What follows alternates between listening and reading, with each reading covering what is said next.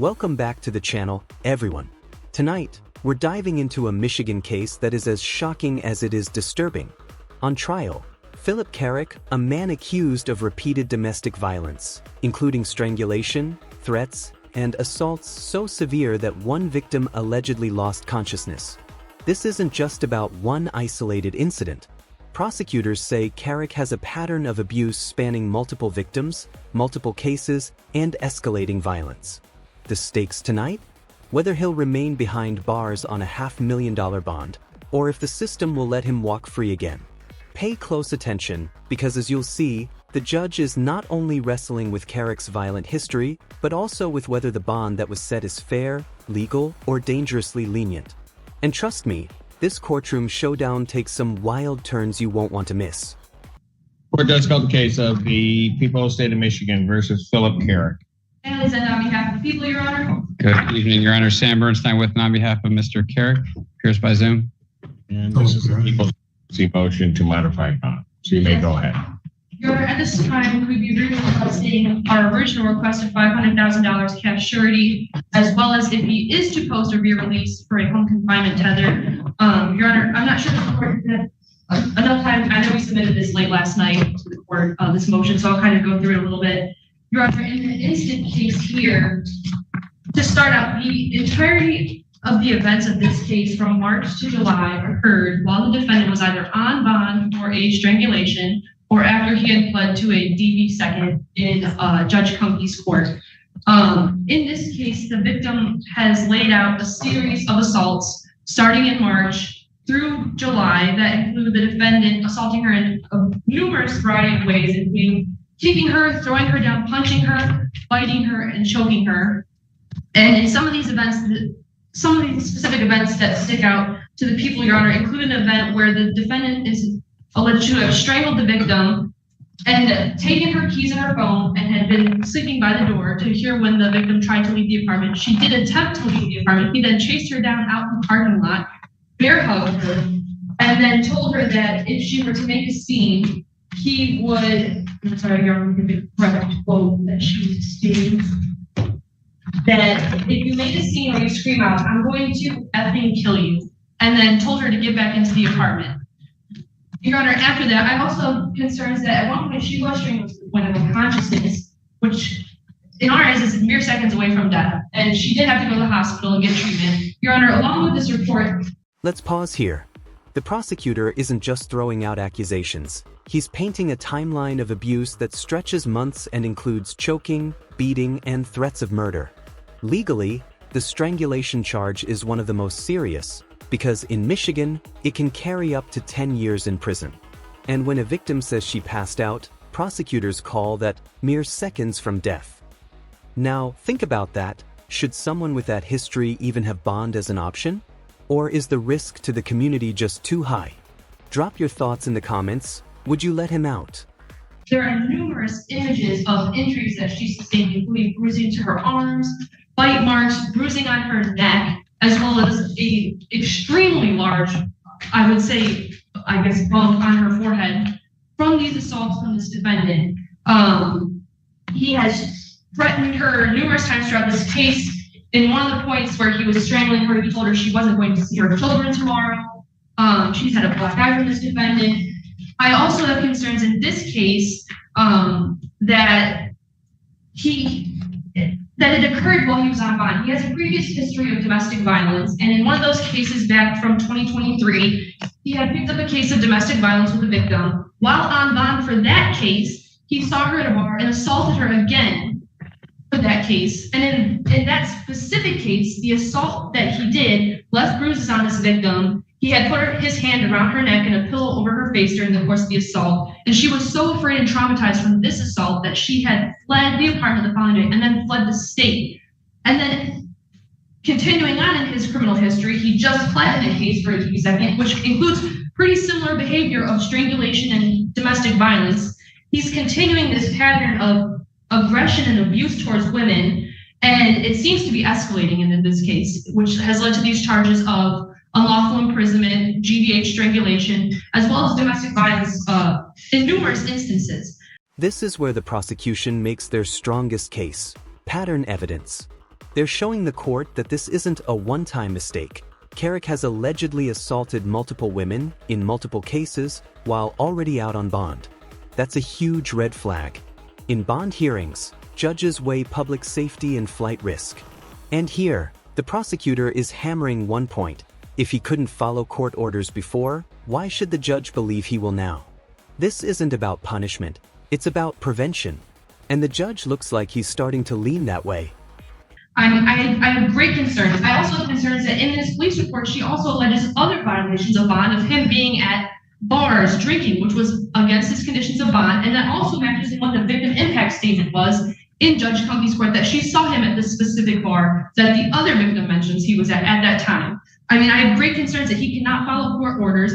He is a danger to the women around him and a danger to the community. I mean, he continues to not follow court orders, assault women, and I have extreme concerns for the community's safety as well as just women in the community in general, given his behavior. He cannot follow court orders and continues his pattern of aggression and abuse against numerous women. He now has 3 different victims of domestic violence against him. It is a pattern of behavior that's extremely concerning to the people. And I believe our request of $500,000 cash surety as well as home confinement is helping to protect the women of our community from his abuse and aggressiveness towards him. I'm sorry. Yes. Was it yesterday this defendant was sentenced? He was sentenced, Your Honor, on Tuesday. On Tuesday. To domestic violence second offense. This report came in on, I believe it was made on Monday. We did not receive it till that morning/afternoon on Tuesday. So, and that's what I just have one question. So Judge Kunke, when she sentenced him to I think it was 1 year probation or something like that, was not aware of? She was surprised, Your Honor, of what was in the process of going on. And at that point, we had tried to get this complaint sworn to and have officers present to initiate this case. However, we wanted the other case to proceed as it was up for sentencing that day. So Judge Kunke was apprised of what was in the process of happening at sentencing. Got it. Okay.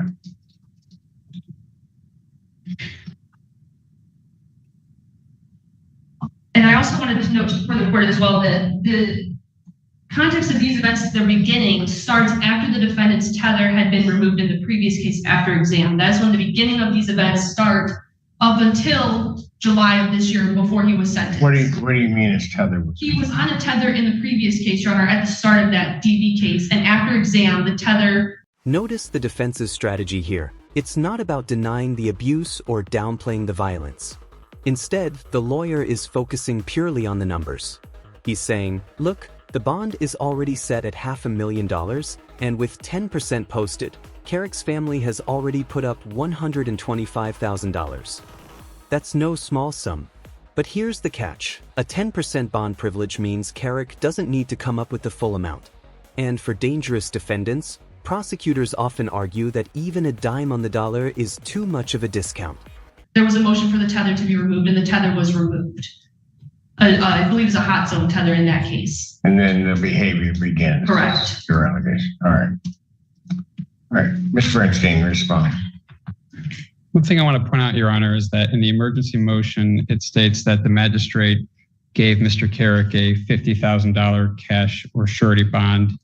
That's not actually what the bond is that the magistrate gave. He gave a $500,000 bond with a 10% privilege. And there is actually a significant difference between the two in terms of the amount of money that is required for him to get out. So at this point in time, he posted the bond, which required paying a bail bondsman $12,500, which he can't get back. And so the bond that's posted for him right now is $125,000. So it's not an insignificant amount by any means, and it's much, much more than what would just be a $50,000 cash bond. So what you're saying is the bond is set by he's posted? It's posted, Your Honor. I think he's being held pending this emergency motion. Nice. Okay. What I think, but I mean, my point there is that it's actually much higher than is stated in the in the motion. I know it sounds similar, but mechanically it actually is much more difficult to post that as 10% of $500,000 rather than a $50,000 cash surety bond. So it's not small. At the arraignment yesterday, Magistrate Odetella did say that he had participated in the swear-to. He had heard everything that has been said now. He had also reviewed the bond recommendation form as well. So there hasn't been anything stated that's different than what was given to Magistrate Odetella yesterday. And nothing has changed since then as well, Your Honor. Submit to the court that the bond in place is actually quite high, and it's not an abuse of discretion to give that type of bond in that amount. It's not a low amount by any means. It's different than $50,000 cash or surety. It is a significant bond, Your Honor, and I don't think Magistrate Odetella abused his discretion in setting that bond. But he was on bond at the time of the occurrence of this offense, correct? That's the fact pattern, Your Honor. Yeah, okay. This detail is heartbreaking. The victim didn't even want to come forward at first, not because the abuse wasn't real, but because she feared retaliation. What finally pushed her?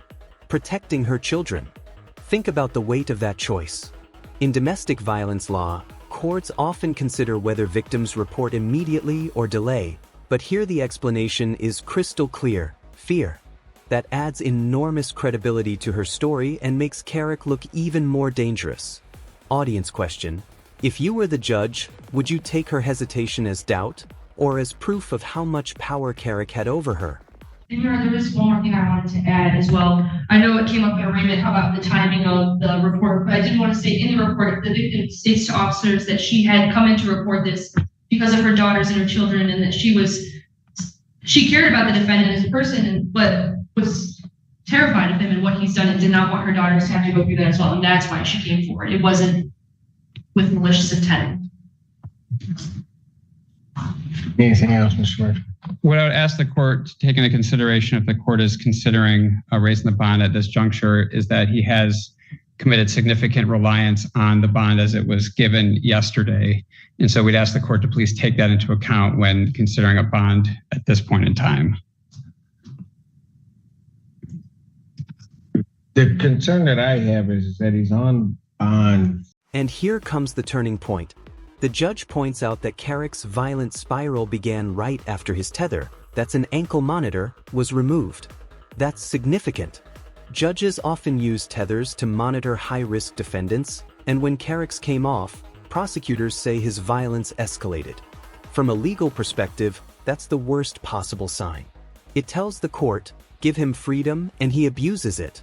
And in this moment, the judge seems to agree, calling it problematic. That word may not sound strong, but in legal terms, it's the crack in the defense's wall. For a domestic, and this occurs. I'm also concerned that the defendant seemingly gets off a tether and then the behavior begins to escalate, which is, I think, in a certain respect, for this court problematic. And I think should have been taken to the extent the magistrate knew, should have been taken into further account. I also am not sure, because frankly, I don't believe that, given the fact that the defendant was on bond, which may entitle him, quite frankly, to no bond, because he was on bond at the time of this offense. The magistrate chose to give him a bond, but I believe the granting of the 10% privilege is certainly problematic with all of those other circumstances before, meaning that if he's on bond. There it is, the ruling. The judge isn't changing the $500,000 bond, but he's stripping away the 10% option. That means Carrick's family can no longer pay just $50,000 to $125,000 to spring him out. Instead, they'd have to cough up the entire $500,000 in cash. And realistically, that keeps him in jail. This is a subtle but powerful move by the judge. He's saying, yes, technically you have bond, but practically, you're not going anywhere. It's the court's way of balancing due process with public safety, and it's a major blow to the defense. certainly, I think it's an abuse of discretion to give them the 10% privilege on the bond. So the court will grant the people's motion. Yes, I will grant the people's motion. The defendant's bond in this case will be modified not in terms of its cash component of the $500,000. I will leave that in place, but it will be cash or surety, no 10%. So I'm removing the 10%, but all of the other conditions that the magistrate set in place, the court does find appropriate, and those would remain in place. So you're going to continue to be a GPS tether and not home confinement? If he posts, I would change that to a home confinement. All right, got it. Thank you. Could he be released for work, Your Honor? Pardon? Could he travel to work? No, If he posts, I'm going to do it. If he posts, then there would be a home confinement tether. I will certainly take a look at what the work schedule is. I doubt that there would be agreement between the parties as to what that work is. But if he has a regular work schedule or however that is set up, the court will take a look at that and would make an accommodation so that he could work if that's a possibility. Thank you. Thank you. So let's break this down. Philip Carrick's history of domestic violence, his repeated violations of bond, and his escalating behavior finally caught up to him. The prosecutor pushed hard, arguing that Carrick was a danger not just to his victims, but to the entire community. The defense leaned on the bond amount, claiming it was already high. But in the end, the judge sided with caution, removing the 10% privilege and essentially locking Carrick behind bars unless he can produce $500,000 in straight cash. This case is a chilling reminder of how courts walk a fine line between protecting rights and protecting lives. What do you think? Did the judge make the right call? Or should Carrick have been denied bond altogether? Let us know in the comments. And if you found this case as shocking as we did, make sure to hit that like button, share your thoughts below, and don't forget to subscribe for more jaw-dropping courtroom breakdowns. Until next time, stay tuned, because the next case might be even more unbelievable.